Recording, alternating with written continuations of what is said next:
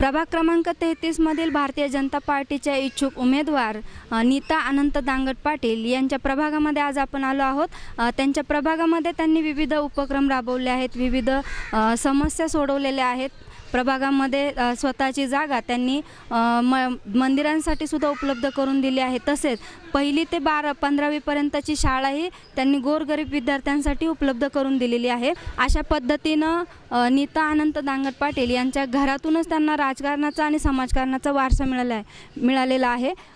त्या प्रत्येक म्हणजे महिलांचे प्रश्न असोत, लहान मुलांचे प्रश्न असोत, तरुणांची बेरोजगारीचे प्रश्न असो, असे विविध प्रश्न त्या स्वतः जातीने लक्ष घालून आणि त्यांच्या पतीच्या सहकार्याने प्रत्येक गोष्ट त्या सोडवत असतात। येत्या महानगरपालिका निवडणूक 2017 साठी त्या सज्ज झालेल्या आहेत।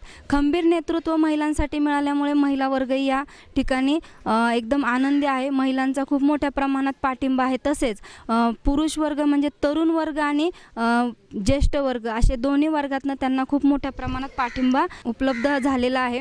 येत्या महानगरपालिका निवडणूक 2017 साठी त्यांची कशा पद्धतीने तयारी आहे हेही आपण पाहिलं आणि त्यांच्याकडून आपण आज जाणून घेऊयात। आपला प्रभाग आपला नेता या कार्यक्रमामध्ये त्यांच्या प्रभागाविषयी काही माहिती।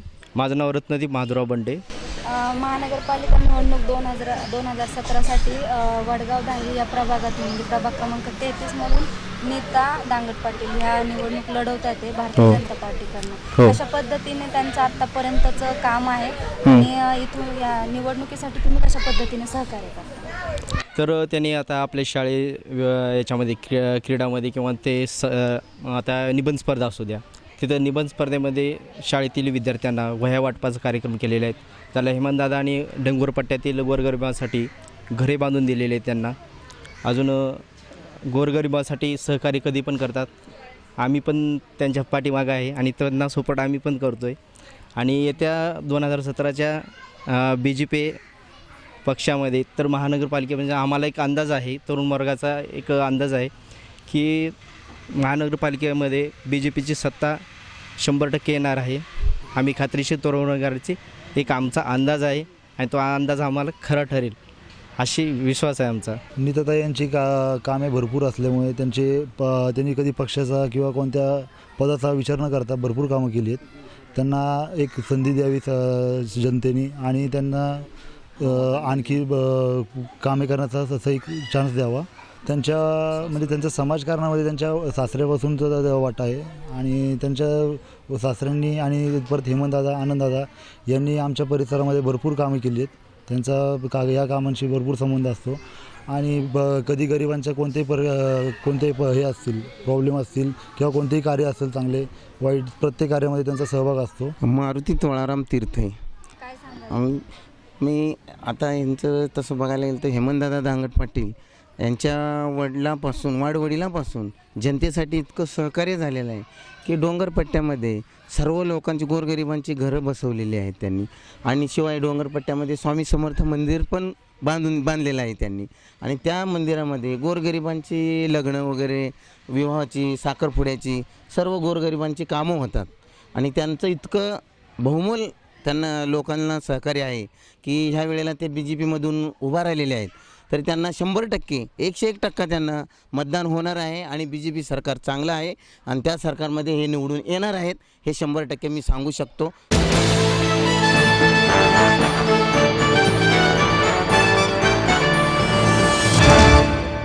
आज आपण आलो आहोत प्रभाग क्रमांक 33 वडगाव बुद्रुकमधील सिंहगड कॉलेज रोड येथे या परिसरामधील भारतीय जनता पार्टीच्या इच्छुक उमेदवार नीता अनंत दांगट पाटील यांनी त्यांच्या स्वतःच्या जागेमध्ये हे जे स्वामी समर्थ मठ बनवलेला आहे। या मठामध्ये स्वामी समर्थांचा प्रकट दिन आणि जयंती मोठ्या उत्साहात साजरी केली जाते।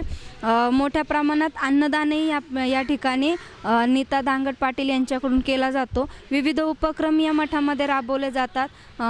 वृद्धांसाठी बसायलाही इथे जागा आहे, मुलांना खेळण्यासाठी जागा आहे।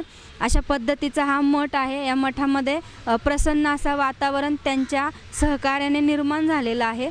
तर आपण नागरिकांकडून जाणून घेऊयात की कशा पद्धतीने या मठामध्ये विविध उपक्रम राबवले जातात आणि कशा पद्धतीने या मठाची उभारणी केलेली आहे। सुमन नामदास कुवर पुण्यतिथी होत्या जेवण असतं, गोरगरिबाची लग्न होते ती. माझं नाव बाळासाहेब बाबुराव पोरे. आम्ही सर्वजण त्यांच्या पाठीशीच आहोत, कारण आमच्या सर्वांसाठी त्यांनी अनमोल असं काम केलेलं आहे. हे जे उद्यान पाहताय आपण, माननीय चंद्रकांतअण्णा दांगट पाटील, त्याला उर्फ चंद्र पाटील अशा नावानेच आम्ही सगळे संबोधतात. घरं स्वतःचे असावात हे त्यांनी इंदिरा आवासपासून ते आत्तापर्यंत इथपर्यंत त्यांनी स्वतःच्या ह्याच्यातनं कुठलाही मोबदला न घेता मोफत असं सगळ्यांसाठी घरं निर्माण करून दिलेली आहेत. आणि घर म्हणजे हे त्यांनी सर्व जागा असं प्रत्येकाला आपलं जसं 2 रूम 3 रूम अशा पद्धतीने वाटप केलेले आहे. म्हणजे कुठलाही मोबदला नाही, काय नाही. आणि इथं ह्या ज्या मंदिरात कार्यक्रम राबतात, श्री स्वामींचं प्रगट दिन, पुण्यतिथी आणि गोरगरिबांसाठी इथं लग्न किंवा काय साखरपुडा, वाढदिवस वगैरे विना मोबदला. इथं कुठलाही 1 रुपयासुद्धा कोणाकडनं शुल्क आकारलं जात नाही, काय नाही. कारण कसं आहे की प्रत्येकजण आपल्या ह्याच्या गरिबीच्या ह्याच्यातनं हे केलेलं असतं. काही मुलीमध्ये असं लग्न केलं, आंतरजातीय विवाह केला, ते त्यांच्यासाठी दादांनी साडी, दोघांनी पोशाख वगैरे करून अशा पद्धतीने जेवण दिलं आहे. म्हणजे ज्याच्या आर्थिक सहाय्य नाही, म्हणजे गरीब आहेत, त्यांना मोफत असं जेवण वगैरे सगळं राशन पाणी सगळं मंडळातर्फे दिलं जातं. त्यात कुठलंही हे नाही. आता हे सर्व पाहताय सगळं डेव्हलपमेंट, झाडं वगैरे मुलांच्या सगळ्या सहकारातनं साकार. इथं निस्वार्थपणे सगळी मुलं श्रमदानातून सगळे करतात. आता योग शिबिराचं बी त्यांनी आयोजन केलेलं आहे. ते मोफत महिलांसाठी आणि जेंट्ससाठी 2 गुरुजन येणार आहेत. त्यांनी पण आम्हाला होकार दिलेला आहे की इथलं ब्लॉक वगैरे टाकून झाले की ते आपल्याला इथं मोफत योगा शिक्षण वगैरे देणार आहेत. अशा पद्धतीने इथं सर्व कार्यक्रम राबवतात. जे मोलमजुरी करून राहणारे, जे जुने भाडेकरू होते, त्याची ऐपतच नाही आहे, अशा लोकांना मग त्यांनी शोधून सर्वांना, बाबा तुम्ही इथं 2 रूमची खोली घ्या, अशा पद्धतीने केलं. कुठलाही मोबदला नाही, काय नाही. सर्व त्यांनी स्वतंत्र हे करून घेतलेले. माझं नाव शहाजी वांजळे. मी प्रथम ह्या रोडचा सर्वात जुना, म्हणजे नव्याने शहरीकरण ज्यावेळेला झालं, महानगरपालिकेत ज्यावेळेला समाविष्ट गावं झाली, त्यावेळेला शहराने ह्या भागामध्ये भारतीय जनता पार्टीचं ज्या पद्धतीने पेरणी चालू केली ती, थोडक्यात काय पालकनगरचं वगैरे दिले, त्यावेळेला मी युवा मोर्चाचा पहिला अध्यक्ष आलो. त्याच्यानंतर मतदारसंघाचा होतो.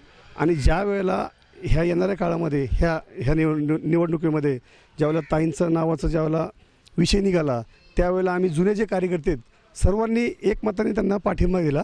त्याच्यामध्ये जुने जे असतात, युवा मोर्चाचे अध्यक्ष आहेत, पार्टीचे अध्यक्ष आहेत, महिला आघाडीच्या अध्यक्ष आहेत, बाकीचे कार्यकर्ते आहेत आमचे. त्यावेळेला आमचे युवा मोर्चाच्या माध्यमातले 450 कार्यकर्ते होते. आणि आजही त्याच्यापेक्षा जास्त कार्यकर्ते आहेत. आमचा सर्वांचा त्यांना पाठिंबा आहे. आणि दुसरी गोष्ट असं आहे की त्यांच्या येण्यामुळं हे जे काही 4 उमेदवार आहेत त्याच्यामध्ये जो पॅनल जो होईल तो सक्षम आणि चांगल्या पद्धतीचा स्ट्रॉंग होईल.